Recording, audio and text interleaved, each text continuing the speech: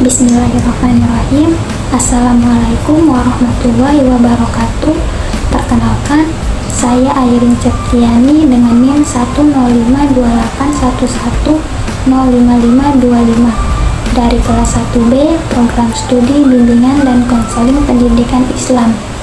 Baik, pada kesempatan kali ini saya dengan teman-teman saya akan memaparkan materi tentang perasaan dan emosi. Untuk memenuhi tugas mata kuliah Ilmu Jiwa Umum, dosen pengampu Ibu Dr. Musdalifah Nihaya SPSI MPD. Baik, saya akan menjelaskan pengertian perasaan dan emosi. Perasaan dan emosi adalah dua konsep fundamental yang membentuk esensi pengalaman manusia. Keduanya saling terkait erat, namun memiliki perbedaan mendasar yang signifikan dalam cara kita memahami dan berinteraksi dengan dunia. Emosi adalah reaksi perasaan yang timbul sebagai respon terhadap suatu situasi, peristiwa, atau pikiran. Emosi bisa bersifat positif seperti bahagia, cinta, bangga, dan sifat negatif seperti marah, sedih, cemas, dan takut. Emosi dapat diartikan sebagai respon biologis dan neurologis yang intens, seringkali tidak disadari terhadap perangsangan tertentu. Sementara itu, perasaan adalah interpretasi kognitif yang sadar dan subjektif dari emosi tersebut.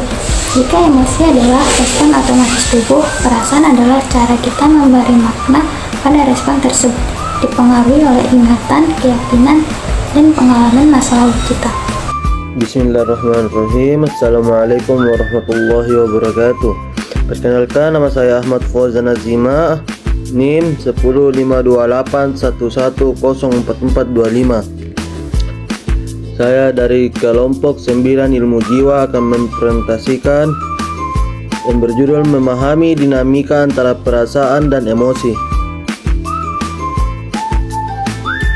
Memahami dinamika antara perasaan dan emosi ini memiliki dampak mendalam pada setiap aspek kehidupan, mulai dari kesehatan mental hingga hubungan interpersonal dan pengambilan keputusan. Mempelajari bagaimana keduanya bekerja memungkinkan kita untuk satu, mengenali dan mengelola diri sendiri, mengembangkan kesadaran emosional. Kecerdasan emosional membantu kita mengidentifikasi apa yang kita rasakan dan mengapa, sehingga dapat merespon secara bijak, bukan sekedar bereaksi. 2. Membangun hubungan yang lebih baik. Dengan memahami emosi orang lain, kita dapat berkomunikasi lebih efektif, menghindari konflik, dan berempati lebih dalam. 3. Mengambil keputusan yang lebih tepat. Alih-alih dikendalikan oleh reaksi emosional yang impulsif, kita bisa membuat pilihan yang lebih matang dan rasional. Melalui pemahaman yang lebih dalam tentang perasaan dan emosi, kita tidak hanya mengurai kompleksitas psikologi dalam diri, tetapi juga memperoleh alat yang esensial untuk menjalani kehidupan yang lebih seimbang, terarah, dan bermakna. Teori-teori emosi dan jenis emosi. Emosi merupakan reaksi kompleks yang melibatkan perasaan subjektif, respon fisiologis, dan perilaku yang tampak. Para ahli psikologi berusaha menjelaskan bagaimana dan mengapa emosi muncul melalui berbagai teori. Berikut beberapa teori utama tentang emosi. 1. Teori-teori emosi. Teori James Lange. Emosi muncul setelah tubuh mengalami perubahan fisiologis. 2. Teori Cononboard. Emosi dan reaksi fisiologi terjadi bersamaan. 3. Teori Schaefer-Singer. Emosi muncul dari rangsangan fisiologis dan penilaian kognitif. 4. Teori kognitif Lazarus. Penilaian kognitif memutuskan munculnya emosi. 5. Teori ekspresi emosi Darwin. Emosi adalah hasil evolusi yang membantu manusia bertahan hidup.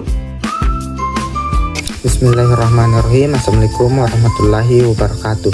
Perkenalkan, nama saya Muhammad Nur Iman, NIM 1052811079925. Saya akan menjelaskan hubungan antara perasaan dan emosi. Perasaan dan emosi memiliki hubungan yang sangat erat. Emosi merupakan reaksi awal tahap stimulus, sedangkan perasaan adalah introspeksi sadar dari emosi tersebut. Misalnya, seseorang mendapatkan pujian, emosi yang muncul adalah senang, dan perasaan adalah bangga. Dengan demikian, perasaan adalah bentuk kesadaran dari emosi yang dialami individu. Dengan kata lain, perasaan merupakan hasil dari pengembangan emosional yang telah diproses oleh kesadaran individu. Emosi adalah sumber energi praktis yang kemudian ditafsirkan menjadi perasaan yang lebih mendalam dan bertahan lama. Pengaruh emosi terhadap kesehatan mental dan sosial. Pengaruh emosi terhadap kesehatan mental. Emosi berperan dalam menentukan kondisi mental seseorang. Yang pertama, emosi positif membantu menjaga kestabilan mental, meningkatkan semangat hidup, dan memperkuat rasa percaya diri. Yang kedua, emosi negatif yang tidak terkontrol dapat menyebabkan gangguan seperti stres, kecemasan, depresi, dan kelelahan mental. Yang ketiga, mampu mengelola emosi, membantu seseorang berpikir jernih dalam mengambil keputusan yang bijak. B. Pengaruh emosi terhadap kesehatan sosial. Emosi juga mempengaruhi hubungan sosial seperti interaksi dengan orang lain. Yang pertama, emosi positif mendorong perilaku sosial yang bijak seperti empati, kerjasama, dan komunikasi efektif. Yang kedua, emosi negatif seperti amarah, iri, atau rasa benci dapat menimbulkan konflik, menjauhkan diri dari lingkungan sosial, dan menurunnya kualitas hubungan. Yang ketiga, individu mampu mengendalikan emosi, cenderung lebih mudah diterima dalam masyarakat, dan memiliki hubungan sosial yang erat. Adapun dampak